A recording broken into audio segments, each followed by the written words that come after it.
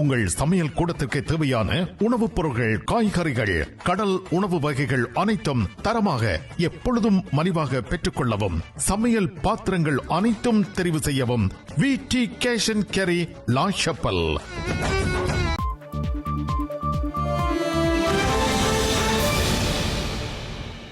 வணக்கம். இது IBC தமிழின் செய்தி நேரம். முதலில் தலைப்புச் செய்திகள்.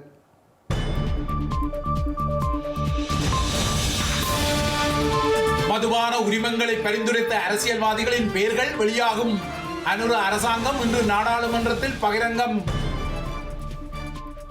இலங்கைக்கு முதலீடுகளை இழுப்பதில் அரசியலுக்கு இடமில்லை. இந்திய பயணத்துக்கு முன்னர் ஸ்ரீலங்காவின் முதலீட்டு சபைக்கு அரசு தலைவர் உறுதி. வடமாகாண ஆளுநரிடம் குவியும் சட்டவிரோத நிர்மாணங்களின் விவரங்கள். வடக்கின் வெள்ள அவலத்தின் பின்னால் வெளிவரும் ஆக்கிரமிப்புகள். ஐநா பிரதிநிதியுடன் கஜேந்திரகுமார் பொன்னம்பலம் பேச்சு. தமிழ் அரசியல் கைதிகளின் விடுதலைக்குரிய அழுத்தத்துக்கு கோரிக்கை. ஜெயலலிதாவின் நினைவு நாளில் அதிமுக அணிகளின் ஏட்டிக்கு போட்டி. மெரினா சமாதியில் அடுத்தடுத்து அஞ்சலி நிகழ்வுகளும் சூளுரைகளும். பிரான்சுக்கு புதிய பிரதமரை தேடுவதில் அரசு தலைவர் இமானுவேல் மேக்ரன் மும்முரம். இன்றைய தொடர் சந்திப்புகளுக்கு பின்னர் நாட்டு மக்களுக்கு உரை.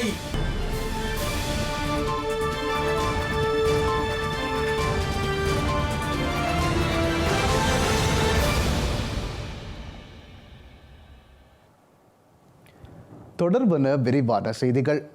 ஸ்ரீலங்காவில் இந்த ஆண்டு இடம்பெற்ற 2 தேர்தல்களிலும் முக்கிய விடயமாக எதிரொலித்த மதுபான அனுமதி பத்திரம் முறைகேடுகள் தற்போது மீண்டும் முன்னரங்குக்கு வந்த நிலையில் அனுமதி பத்திரங்களுக்கு சிபார்சு செய்த அரசியல்வாதிகளின் பெயர் விவரங்கள் அடங்கிய பட்டியல் விரைவில் வெளியிடப்படும் என அனுரகுமார அரசாங்கம் இன்று உறுதியளித்துள்ளது.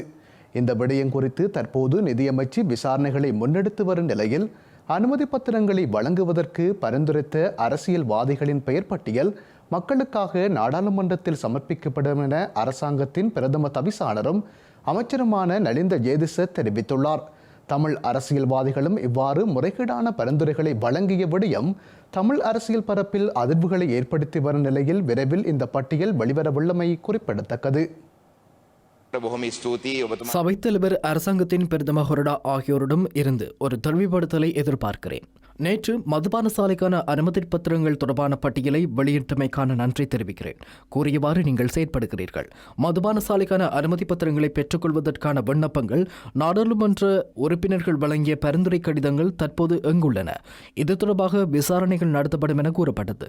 இந்த விசாரணைகளை காவல்துறையா குற்றப்புலனாய்வு பிரிவா ஜனாதிபதி செயலகமா நடத்துகிறது என்பது தொடர்பான தகவல்களை வெளியிட வேண்டும். இந்த அனுமதி பத்திரங்கள் மீளெடுக்கப்படுமா? ஏனெனில் கிளிநொச்சி மாவட்டத்தில் 1 லட்சம் மக்கள் இருக்கும் இடத்தில் 16 மதுபான சாலைக்கான அனுமதி பத்திரங்கள் வழங்கப்பட்டிருக்கிறது. 5000 பேருக்கு ஒரு மதுபான அனுமதி பத்திரம் என்ற வீதத்தில் வழங்கப்பட்டிருக்கிறது.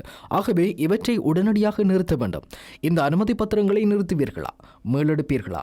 300க்கும் அதிகமான மதுபான சாலைக்கான அனுமதி பத்திரங்கள் வழங்கப்பட்டிருக்கிறது. விசாரணைகள் நிறைவடைந்த பின்னர் அது தொடர்பான விவரங்களை வெளியிடுவீர்களா? அது தொடர்பான விடயங்களை முன்வையுங்கள். ஏனெனில் நேற்று நான் கொடுத்த கேள்விக்கு பின்னர் ஏனைய விவரங்களையும் வழங்குமாறு மக்கள் எம்மிடம் கேட்கின்றார்கள். அதனை தெளிவுபடுத்தினால்தான் அது இலகுவாக இருக்கும். மதுபான சாலைக்கான அனுமதி பத்திரம் பெற்றவர்களின் பெயர்களை வெளியிட்டதை போன்று மதுபான அனுமதி பத்திரம் வழங்குவதற்கு பரிந்துரை செய்த நாடாளுமன்ற உறுப்பினர்கள், அமைச்சர்கள் அல்லது மக்கள் பிரதிநிதிகளின் பெயர்களை வெளியிடுமாறு ரோஹித அபேகுணவர்த்தனவும் துறைக்கு பொறுப்பான அமைச்சரிடம் வலியுறுத்தினார். இதற்கு பதிலளித்துள்ள ஸ்ரீலங்கா அரசாங்கத்தின் பிரதம ஹொரடாவும் அமைச்சருமான வைத்தியர் நலிந்த ஜெயதிச மதுபான அனுமதி பத்திரம் வழங்குவதற்கு பரிந்துரை செய்த அரசியல்வாதிகளின் பட்டியல் விசாரணைகளின் பின்னர் வெளியிடப்படும் என சொல்லி உறுதியளித்துள்ளார். மதுபான அனுமதி பத்திரம் வழங்குவது தொடர்பில் நிதியமைச்சு விசாரணைகளை முன்னெடுத்து வருவதாகவும் அனுமதி பத்திரம் வழங்குவதற்கு பரிந்துரை செய்த அரசியல்வாதிகளின் பெயர் பட்டியல் அனைத்து மக்களுக்காகவும் நாடாளுமன்றத்தில் சமர்ப்பிக்கப்படும் எனவும் அவர் கூறினார். மதுபான சாலைக்கான அனுமதி பத்திரம் பெற்றவர்களின் பெயர்களை வெளியிட்டதை போன்று மதுபான அனுமதி பத்திரம் வழங்குவதற்கு பரிந்துரை செய்த நாடாளுமன்ற உறுப்பினர்கள், அமைச்சர்கள் அல்லது மக்கள் பிரதிநிதிகளின் பெயர்களை வெளியிடுமாறு ரோஹித அபேகுணவர்த்தனவும் துறைக்கு பொறுப்பான அமைச்சரிடம் வலியுறுத்தினார். இதற்கு பதிலளித்துள்ள ஸ்ரீலங்கா அரசாங்கத்தின் பிரதம கொரடாவும் அமைச்சருமான வைத்தியர் நலிந்த ஜேதிச மதுபான அனுமதி பத்திரம் வழங்குவது வழங்குவதற்கு பரிந்துரை செய்த அரசியல்வாதிகளின் பட்டியல் விசாரணைகளின் பின்னர் வெளியிடப்படும் என உறுதியளித்துள்ளார். மதுபான அனுமதி பத்திரம் வழங்குவது தொடர்பில் நீதி அமைச்சு விசாரணைகளை முன்னெடுத்து வருவதாகவும் அனுமதி பத்திரம் வழங்குவதற்கு பரிந்துரைத்த அரசியல்வாதிகளின் பெயர் பட்டியல் அனைத்து மக்களுக்காகவும் நாடாளுமன்றத்தில் சமர்ப்பிக்கப்படும் எனவும் அவர் கூறியுள்ளார். இலங்கையில் புதிய மதுபான நிலையங்களுக்கான அனுமதி பத்திரங்களை பெற்றுக்கொண்டவர்களின் பெயர் வெளியாகியுள்ள நிலையில் மதுவரி அனுமதி பத்திரங்களை வழங்குவதில் ஒழுங்கான முறைமையொன்றை பின்பற்றுமாறு அதிகாரிகளுக்கு ஸ்ரீலங்கா ஜனாதிபதி அனுரகுமார திசாநாயக்க பணிப்புரை விடுத்துள்ளார். மதுவரி திணைக்களத்தின் சிரேஷ்ட அதிகாரிகளுடன் இன்று ஜனாதிபதி அலுவலகத்தில் இடம்பெற்ற கலந்துரையாடலின் போது ஜனாதிபதி இந்த அறிவுறுத்தல்களை வழங்கினார். ஸ்ரீலங்கா மதுவரி திணைக்கள அதிகாரிகள் தமது அதிகாரங்களை பயன்படுத்தி சட்டத்திற்கு முரணான விடயங்களை மேற்கொள்ளக்கூடாது எனவும் அனைத்து சந்தர்ப்பங்களிலும் சட்டத்தை நடைமுறைப்படுத்துவது அவசியம் எனவும் வலியுறுத்திய ஜனாதிபதி உரிய நேரத்தில் வரி அறவிடுவதற்கு நடவடிக்கை எடுக்குமாறும் அதிகாரிகளுக்கு பணிப்புரை வழங்கினார். மதுவரி வசூலிப்பதில் உள்ள சிரமங்கள் மற்றும் அதில் இடம்பெறும் முறைகேடுகள் குறித்து இதன்போது கவனம் செலுத்தப்பட்டதுடன் அறவிடப்பட வேண்டிய வரியை பெற்றுக் கொள்ளுதல், கருப்பு பட்டியலிடப்பட்டுள்ள நிறுவனங்கள் மற்றும் வரி வசூலிக்க முடியாத நிறுவனங்களின் அனுமதி பத்திரங்களை தடை செய்தல் போன்ற புதிய நடைமுறைகள் குறித்தும் இதன்போது விரிவாக ஆராயப்பட்டது. அத்துடன் வரி அறவீடு செய்வதில் தற்போதுள்ள சட்டத்திட்டங்களில் காணப்படும் குறைபாடுகள் தொடர்பாகவும் கலந்துரையாடப்பட்டதுடன் வரி அறவீட்டில் ஏற்பட்டுள்ள பிரச்சினைகள் மற்றும் மதுவரி உத்தியோகத்தர்கள் ஆட்சேர்ப்பு முறையில் உள்ள குறைபாடுகள் தொடர்பில் ஜனாதிபதியின் கவனத்திற்கு கொண்டு செல்லப்பட்டது. மதுவரி திணைக்களத்தின் செயற்பாடுகள் தொடர்பில் மக்களிடையே நல்ல அபிப்பிராயம் கிடையாது என சுட்டிக்காட்டிய ஜனாதிபதி நாட்டின் பொருளாதாரத்திற்கு சாதகமான வகையில் அந்த நிறுவனங்களை முன்னெடுத்து செல்ல வேண்டியதன் அவசியத்தையும் வலியுறுத்தியுள்ளார். இலங்கையில் புதிய முதலீட்டு வாய்ப்புகளை வழங்கும் போது அரசியல் பக்கச்சார்பு எதுவும் இருக்காது என கூறியுள்ள ஸ்ரீலங்கா ஜனாதிபதி அனுரகுமார திசாநாயக்க நாட்டில் ஏற்பட்டுள்ள அரசியல் நிலைத்தன்மையுடன் முதலீடு செய்வதற்கு உகந்த சூழல் உருவாகியுள்ளது எனவும் குறிப்பிட்டுள்ளார். ஹம்பாந்தோட்டையில் அமைக்கப்படும் சினோபெக்கின் எண்ணெய் சுத்திகரிப்பு திட்டமானது இந்திய அரசின் அழுத்தங்களால் தாமதப்படுத்தப்பட்டதான கருத்துக்கள் முன்வைக்கப்பட்டிருந்த நிலையில் அவர் இதனை கூறியுள்ளார். இலங்கை முதலீட்டு சபையின் உயர்மட்ட அதிகாரிகளுடன் இன்று ஜனாதிபதி அலுவலகத்தில் ஜனாதிபதி அனுரகுமார திசாநாயக்க சந்திப்பு ஒன்றை நடத்தியுள்ளார். இதன்போது கருத்து வெளியிட்ட ஜனாதிபதி புதிய முதலீட்டுக்கான வாய்ப்பை வழங்கும் போது எந்தவொரு அரசியல் அழுத்தங்களும் இனிமேல் இருக்காது என குறிப்பிட்டுள்ளார். நாட்டுக்கு உகந்த தூய்மையான முதலீடுகளை நாட்டுக்குள் கொண்டு வருவதற்கான முழு சுதந்திரத்தை இலங்கை முதலீட்டு சபைக்கு வழங்குவதாகவும் ஜனாதிபதி தெரிவித்தார். அரசியல் நிலைத்தன்மையைப் போலவே நாட்டுக்குள் நிதிநிலைத்தன்மையும் உறுதிப்படுத்திக் கொள்ளப்பட வேண்டும் எனவும் சுட்டிக்காட்டிய ஜனாதிபதி அனுரகுமார திசாநாயக்க அது தொடர்பிலான பாரிய பொறுப்பு முதலீட்டு சபைக்கு உள்ளது என்றும் சுட்டிக்காட்டினார். முதலீட்டு சபைக்கு இருக்கும் பொறுப்பை சரியாக நிறைவேற்ற அர்ப்பணிக்க வேண்டும் என்றும் நாட்டுக்கு உகந்த முதலீடுகளை கொண்டு வருவதற்கு முதலீட்டு சபைக்கு முழுமையான சுதந்திரம் வழங்கப்படும் என்றும் ஜனாதிபதி இதன்போது உறுதியளித்தார். முதலீட்டு சபையின் செயற்றுறனை அதிகரிப்பதற்கான நிதி ஒதுக்கீட்டை வரும் வரவு செலவு திட்டத்தில் பெற்றுக் கொடுப்பதற்கும் புதிதாக 5 முதலீட்டு வலயங்களை அடுத்த வருடத்தில் ஆரம்பிப்பது குறித்தும் கவனம் செலுத்தியிருப்பதாகவும் ஜனாதிபதி தெரிவித்தார். இந்த சந்திப்பில் ஜனாதிபதியின் செயலாளர் கலாநிதி நந்திக சனத்குமார், இலங்கை முதலீட்டு சபையின் தலைவர் அர்ஜுன ஹேரத், பணிப்பாளர் நாயகம் ரேணுக வீரகோன் உள்ளிட்ட அதிகாரிகள் கலந்து கொண்டிருந்தனர். இலங்கையில் மீள் புதுப்பிக்கத்தக்க வலுசக்தி மூலங்கள் தொடர்பில் விசேட அவதானம் செலுத்துமாறு ஜனாதிபதி ஆலோசனை வழங்கியுள்ளார். ஜனாதிபதி அனுரகுமார் திசாநாயக்க மற்றும் பலசக்தி அமைச்சின் அதிகாரிகளுக்கு இடையிலான சந்திப்பொன்று இன்று பிற்பகல் ஜனாதிபதி அலுவலகத்தில் நடைபெற்றது.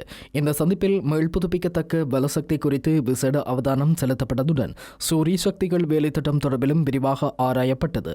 ஒப்பந்தம் செய்யப்பட்ட வேலை திட்டங்களை மீளாய்வு செய்து அவற்றில் பயனுள்ள வேலை திட்டங்களை விரைவில் ஆரம்பிக்குமாறு வலியுறுத்திய ஜனாதிபதி ஒப்பந்தம் செய்யப்பட்ட வேலை திட்டங்கள் செயற்திறன் அற்றவையாக காணப்படும் பட்சத்தில் அவை தொடர்பில் உரிய நடவடிக்கைகளை மேற்கொள்ளுமாறும் அறிவுறுத்தினார். வடக்கு மாகாணத்தில் வாய்க்கால்களை மறைத்து சட்டவிரோதமாக அமைக்கப்பட்டுள்ள கட்டடங்களை அகற்றுமாறு பணிப்புரை விடுக்கப்பட்டுள்ள நிலையில் தொடர்ச்சியாக அதிகளவிலான தகவல்கள் கிடைக்கப்பெற்றுள்ளதாக வடக்கு மாகாண ஆளுநர் நவன்னா வேதநாயகன் தெரிவித்துள்ளார். சட்டவிரோத கட்டடங்களை அகற்றுவதற்கான நடவடிக்கைகள் துரித கதியில் மேற்கொள்ளப்படும் எனவும் வடக்கு மாகாண ஆளுநர் தெரிவித்துள்ளார். வடக்கு கிழக்கு உள்ளிட்ட நாடளாவிய ரீதியில் பெய்த மழையுடனான காலநிலையால் மக்களின் இயல்பு வாழ்க்கை பெரிதும் பாதிக்கப்பட்டிருந்தது. குறிப்பாக வடக்கு மாகாணம் அதிக அளவில் பாதிப்பை எதிர்கொண்டிருந்த நிலையில் வெள்ள அனர்த்தத்தினால் பாதிக்கப்பட்ட மக்களுக்கான நிவாரண உதவிகளும் வழங்கப்பட்டிருந்தது. இந்த நிலையில் அண்மையில் இடம்பெற்ற வெள்ள இடரின் போது தடுப்பு நடவடிக்கைகளில் சிறப்பாக செயற்பட்டு உள்ளூராட்சி மன்றங்களின் பணியாளர்களை மதிப்பளிக்கும் நிகழ்வு கிளிநொச்சியில் இடம்பெற்றுள்ளது. கிளிநொச்சி கூட்டுறவு மண்டபத்தில் வடக்கு மாகாண உள்ளூராட்சி ஆணையாளர் தேவனந்தினி பாபு தலைமையில் இடம்பெற்றுள்ளது. இதன்போது யாழ் மாவட்டத்தில் உள்ள உள்ளூராட்சி மன்றங்களில் பணியாற்றும் 302 பேரும், கிளிநொச்சி மாவட்டத்தில் உள்ள உள்ளூராட்சி மன்றங்களில் பணியாற்றும் 37 பேரும், முல்லைத்தீவு மாவட்டத்தில் உள்ள உள்ளூராட்சி மன்றங்களில் பணியாற்றும் 44 பேரும், மன்னார் மாவட்டத்தில் உள்ள உள்ளூராட்சி மன்றங்களில் பணியாற்றும் 80 பேரும், வவுனியா மாவட்டத்தில் உள்ள உள்ளூராட்சி மன்றங்களில் பணியாற்றும் 63 பேரும் மதிப்பளிக்கப்பட்டனர். நிகழ்வில் வடக்கு மாகாண பிரதம செயலாளர் இளங்கோவன், மன்னார் மாவட்ட செயலாளர் கே கனகேஸ்வரன், முல்லைத்தீவு மாவட்ட செயலாளர் உமாமகேஸ்வரன், கிளிநொச்சி மாவட்ட செயலாளர் சு முரளிதரன் ஆகியோரும் ஒவ்வொரு மாவட்டங்களினதும் உள்ளூராட்சி உதவி ஆணையாளர்கள் கலந்து கொண்டிருந்தனர். இதன்போது உரையாற்றிய வடக்கு மாகாண ஆளுநர் ந வேதநாயகன், வாய்க்கால்களை மறித்து அதிகளவான சட்டவிரோத கட்டடங்கள் அமைக்கப்பட்டுள்ளமை தொடர்பில் கருத்து வெளியிட்டுள்ளார். வடக்கில் சட்டவிரோதமாக பல கட்டடங்கள் அமைக்கப்பட்டுள்ளதால் அண்மையில் ஏற்பட்ட மழையினால் பாரியளவில் நீர்த்தேக்கங்கள் ஏற்பட்டதாகவும் அவர் சுட்டிக்காட்டினார். அத்துடன் அவற்றை அகற்றுமாறு அதிகாரிகளுக்கு தாம் ஏற்கனவே பணிப்புரை விடுத்துள்ள நிலையில் அதிகளவாக விவரங்கள் கிடைக்கப்பெற்றுள்ளதாகவும் குறிப்பிட்டுள்ளார். இருப்பினும் உரிய நடவடிக்கைகள் முன்னெடுக்கப்படும் எனவும் அவர் உறுதியளித்துள்ளார். பங்களா விரிகுடாவில் நாளை மறுதினம் மீண்டும் ஒரு காட்டு சுழற்சி ஏற்படுவதற்கான வாய்ப்புகள் காணப்படுவதாக யாழ்ப்பாண பல்கலைக்கழகத்தின் புவியியத்துறை தலைவரும் சான்றுபடுத்தப்பட்ட வானிலையாளருமான கலாநிதி நாகமுத்து பிரதீபராஜா தெரிவித்துள்ளார்.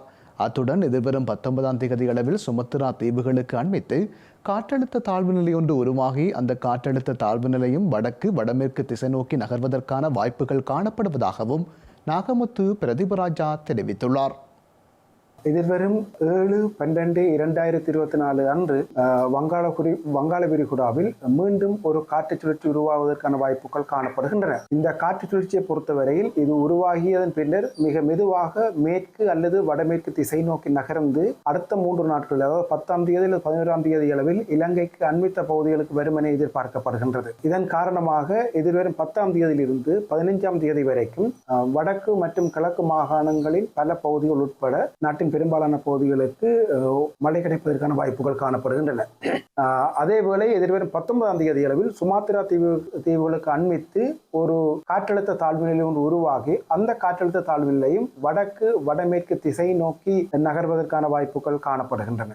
இந்த 19ஆம் தேதி உருவாகின்ற காற்றழுத்த தாழ்வு நிலையை பொறுத்தவரையில் தற்பொழுது சில மாதிரிகள் இது ஒரு தீவிரமான காற்றழுத்த தாழ்வு நிலையாக மாறும் எனவும் சில மாதிரிகள் இது ஒரு புயலாக உருவாகும் எனவும் வெளிப்படுத்துகின்றன. ஆகவே இந்த 19ஆம் தேதி உருவாகக்கூடிய காற்றழுத்த தாழ்வு நிலை பற்றிய உறுதிப்படுத்தப்பட்ட இறுதியான முடிவுகளை அடுத்த சில நாட்களின் பின்னரே வெளிப்படுத்த முடியும்.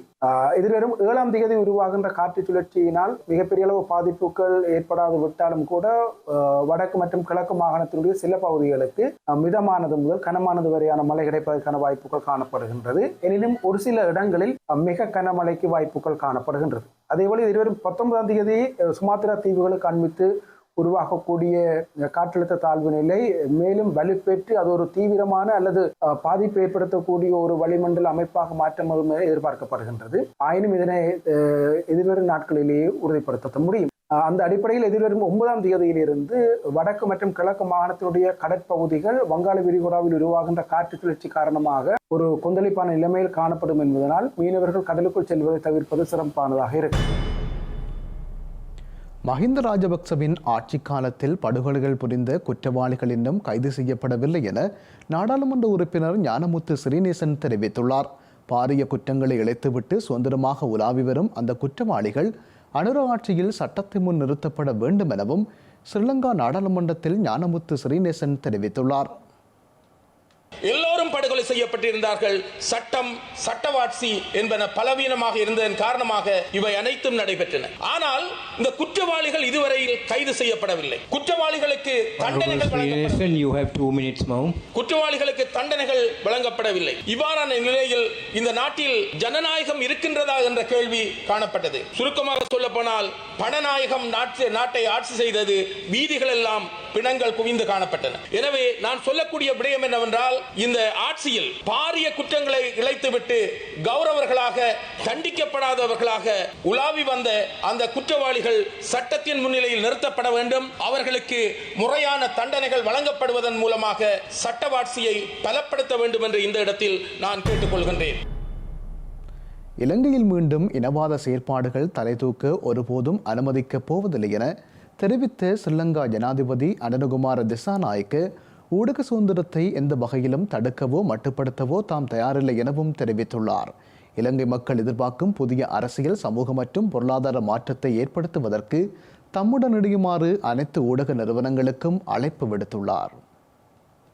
இலங்கையில் உள்ள இலத்திரனியல் ஊடக நிறுவனங்களின் பிரதானிகளை இன்று ஜனாதிபதி அலுவலகத்தில் வைத்து ஸ்ரீலங்கா ஜனாதிபதி அனுரகுமார திசாநாயக்க சந்தித்து கலந்துரையாடியுள்ளார்.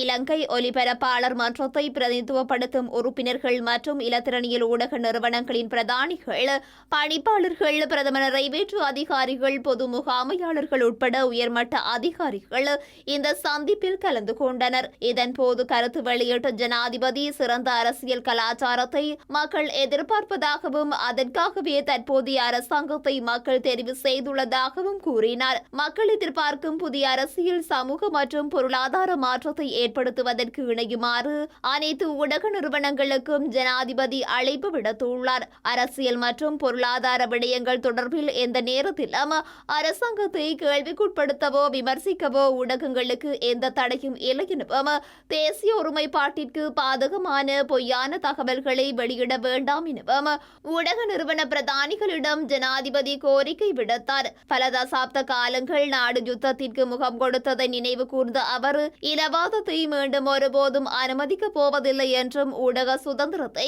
எந்த வகையிலும் தடுக்கவோ மட்டுப்படுத்தவோ தாம் தயாரில்லை எனவும் தெரிவித்துள்ளார். மிகச்சிறந்த அரசாங்கம் ஒன்றை கட்டியெழுப்பி அனைத்து பிரஜைகளுக்கும் சிறந்த வாழ்க்கை தரத்தை ஏற்படுத்தும் பணியில் ஊடகங்களை வெளிநபர்களாக அன்றி பங்குதாரர்களாக தான் கருதுவதாகவும் ஜனாதிபதி தெரிவித்தார். நாட்டில் தற்போது பரவலாக பேசப்படும் பல தலைப்புகள் தொடர்பில் அரசாங்கத்தின் நிலைப்பாட்டை விளக்கிய ஜனாதிபதி, தற்போது பாரிய பிரச்சனையாக உள்ள வறுமையை ஒழிப்பதற்கான அரசாங்கத்தின் வேலை திட்டம் மற்றும் கிளீன் ஸ்ரீலங்கா வேலை திட்டம் குறித்தும் ஊடக பிரதானிகளுக்கு விளக்கமளித்தார்.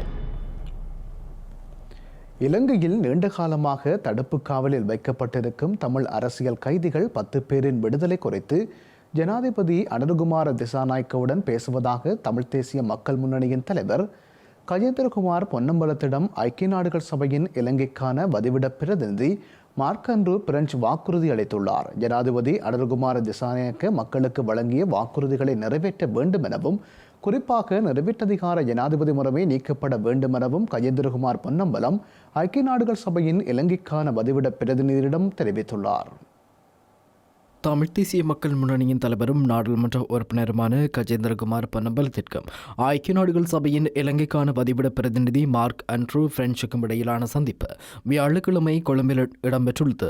ஐநா பதிவிட பிரதிநிதி மார்க்-அன்ட்ரூ பிரெஞ்சின் அழைப்பின் பேரில் இடம்பெற்ற இந்த சந்திப்பின் போது நாட்டின் சமகால நிலவரம், புதிய அரசாங்கத்தின் செயற்பாடுகள், நாட்டை தொடர்ந்து முன்கொண்டு செல்வதற்கு அரசாங்கம் கொண்டிருக்கும் இயலுமை உள்ளிட்ட விடயங்கள் பற்றி பதிவிட பிரதிநிதி கஜேந்திரகுமார் பொன்னம்பலத்திடம் கேட்டறிந்தார்.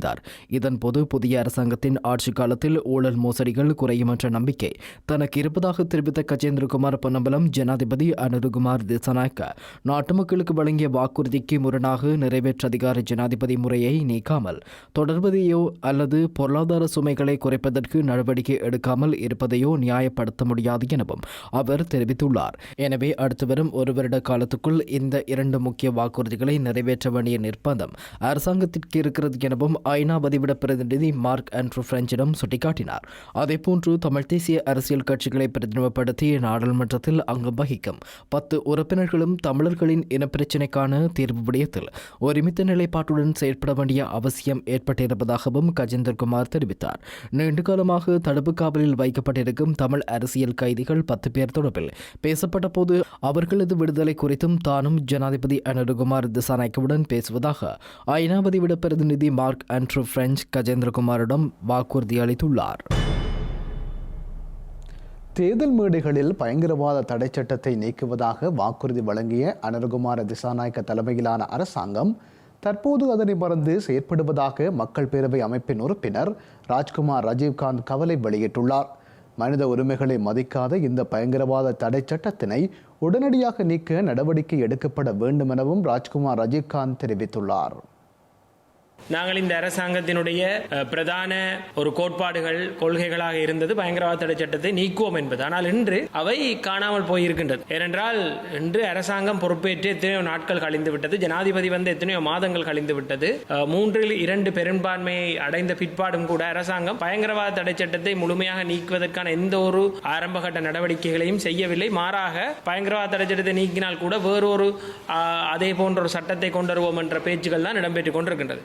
குறிப்பாக கைது செய்யப்பட்டவருக்கு உரிமைகளை வழங்காத எந்த ஒரு அடக்குமுறை சட்டத்தை நாங்கள் ஏற்றுக்கொள்ளப் போவதில்லை. பயங்கரவாத தடை சட்டத்தினுடைய கெடுபிடிகள், பயங்கரவாத தடை சட்டம் எப்படியான மனித உரிமை மீறல்களை இவ்வளவு காலம் செய்திருக்கின்றது என்பது தொடர்பாக நாங்கள் எத்தனையோ தரம் பேசியிருக்கின்றோம், எவ்வளவோ கலந்துரையாடல்களை செய்திருக்கின்றோம், எடுத்து கூறியிருக்கின்றோம், வாழ்க்கையில் இருக்கின்ற உதாரணங்களை காட்டியிருக்கின்றோம்.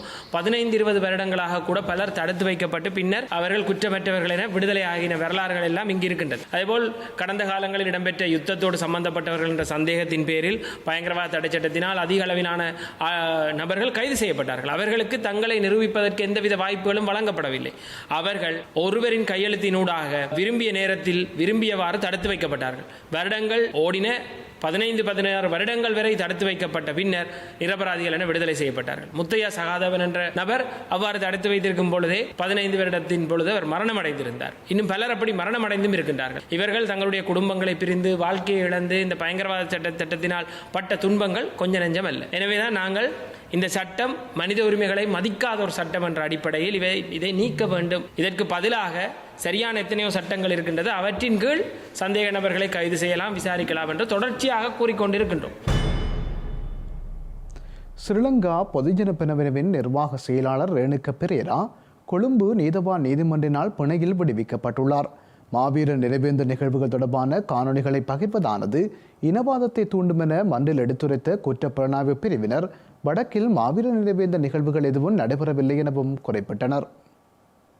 மாவீரர் நாள் நினைவேந்தல் தொடர்பில் சமூக ஊடகங்களில் பொய்யான தகவல்களை வெளியிட்ட குற்றச்சாட்டின் பேரில் குற்றப்புலனாய்வு பிரிவினரால் ரேணுகா பெரேரா கைது செய்யப்பட்டுள்ளார். குற்றப்புலனாய்வு பிரிவின் அதிகாரிகள் குழு இன்று காலை ரேணுகா பெரேராவின் வீட்டுக்கு சென்று வாக்குமூலத்தை பதிவு செய்ததன் பின்னர் அவரை கைது செய்தனர். இதனையடுத்து கொழும்பு நீதவான் நீதிமன்றத்தில் அவர் முன்னிலைப்படுத்தப்பட்டார்.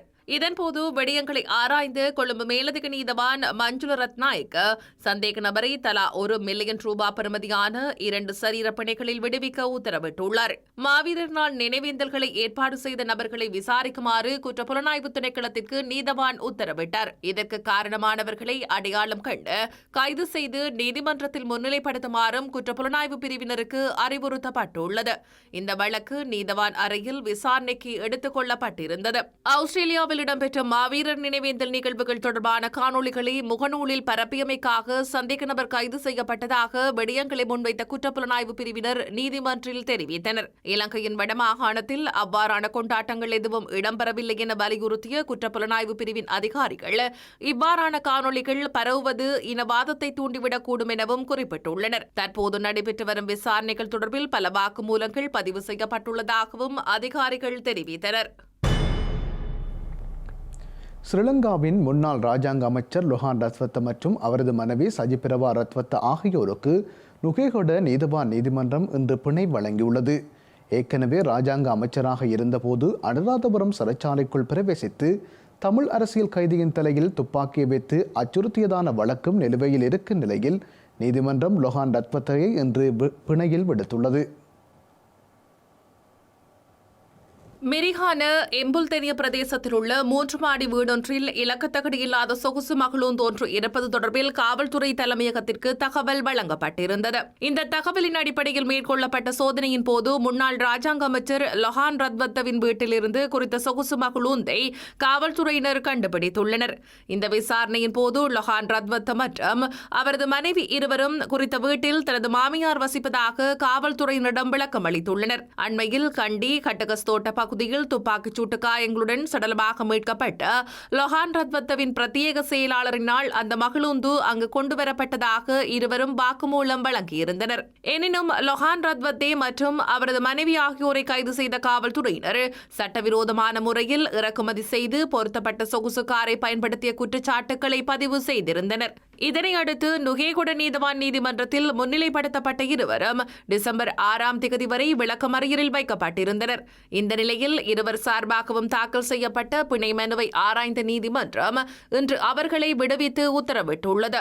ஒவ்வொருவருக்கும் தலா 1 மில்லியன் ரூபாய் பெறுமதியான 2 தனிப்பட்ட பிணை மற்றும் தலா 25,000 ரூபாய் பெறுமதியான ரொக்க பிணைகளில் அவர்களை விடுத்து நீதவான் உத்தரவிட்டுள்ளார். மேலும் ரொஹான் ரத்வத்தவிற்கு வெளிநாடு செல்ல நீதிமன்றம் தடை விதித்துள்ளதையும் காவல்துறையினர் உறுதிப்படுத்தியுள்ளனர்.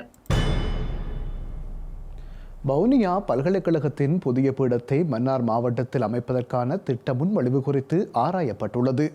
பல்கலைக்கழக துணைவேந்தர் தலைமையிலான குழுவினர் குறித்த விடயம் தொடர்பில் வடக்கு ஆளுநருடன் இன்று கலந்துரையாடியுள்ளனர்.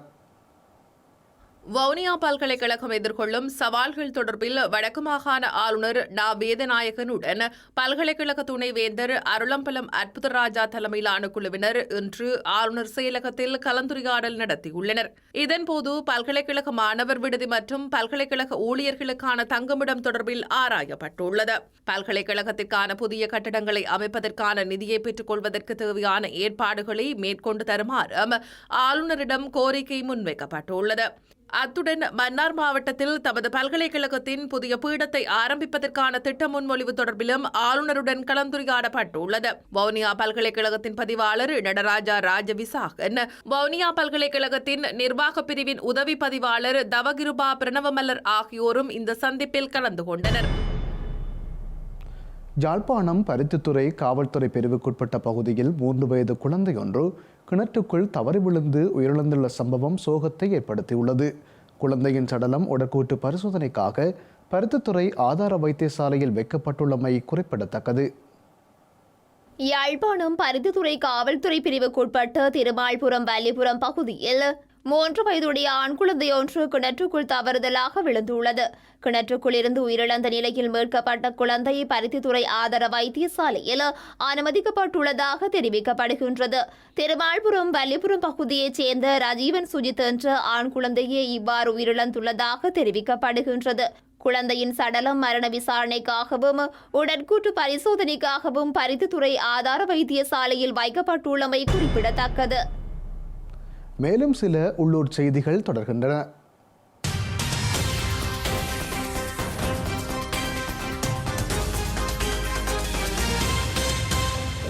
யாழ்ப்பாணம் ஊர்காவல்துறை பகுதியைச் சேர்ந்த புகையிலை செய்கையாளர்களிடம் புகையிலையை கடன் அடிப்படையில் கொள்வனவு செய்து 5 கோடி ரூபாவுக்கு மேல் நிலுவை வைத்துவிட்டு தலைமறைவான பிரதான சந்தேக நபர் கைது செய்யப்பட்டுள்ளார்.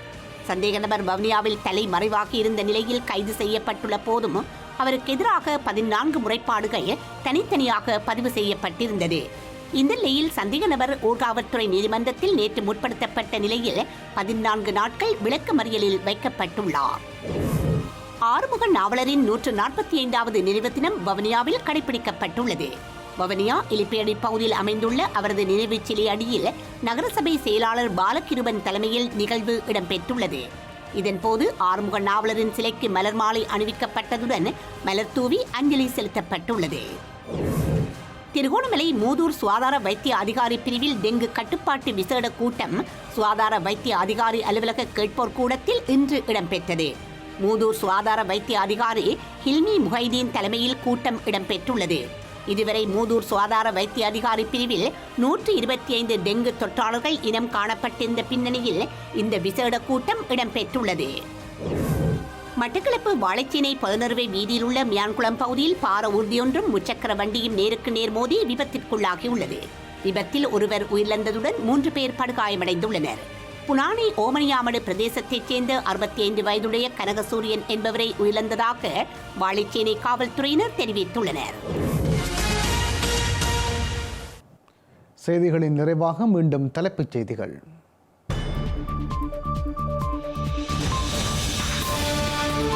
மதுபான உரிமங்களை பரிந்துரைத்த அரசியல்வாதிகளின் பெயர்கள் வெளியாகும். அனுர அரசாங்கம் இன்று நாடாளுமன்றத்தில் பகிரங்கம். இலங்கைக்கு முதலீடுகளை இழுப்பதில் அரசியலுக்கு இடமில்லை. இந்திய பயணத்துக்கு முன்னர் ஸ்ரீலங்காவின் முதலீட்டு சபைக்கு அரசு தலைவர் உறுதி.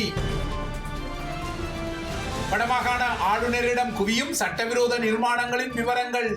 வடக்கின் வெள்ள அவலத்தின் பின்னால் வெளிவரும் ஆக்கிரமிப்புகள். ஐநா பிரதிநிதியுடன் கஜேந்திரகுமார் பொன்னம்பலம் பேச்சு. தமிழ் அரசியல் கைதிகளின் விடுதலைக்குரிய அழுத்தத்துக்கு கோரிக்கை. ஜெயலலிதாவின் நினைவு நாளில் அதிமுக அணிகளின் ஏட்டிக்கு போட்டி. மெரினா சமாதியில் அடுத்தடுத்து அஞ்சலி நிகழ்வுகளும் சூளுரைகளும். பிரான்சுக்கு புதிய பிரதமரை தேடுவதில் அரசு தலைவர் இமானுவேல் மெக்ரன் மும்முரம். இன்றைய தொடர் சந்திப்புகளுக்கு பின்னர் நாட்டு மக்களுக்கு உரை.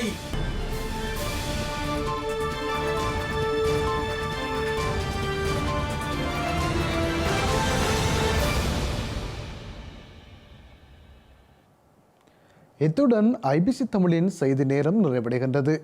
உடனுக்குடன் செய்திகளை அறிந்து கொள்ள ibctamil.com என்ற எமது இணையதளத்தை பார்வையிடுங்கள். வணக்கம்.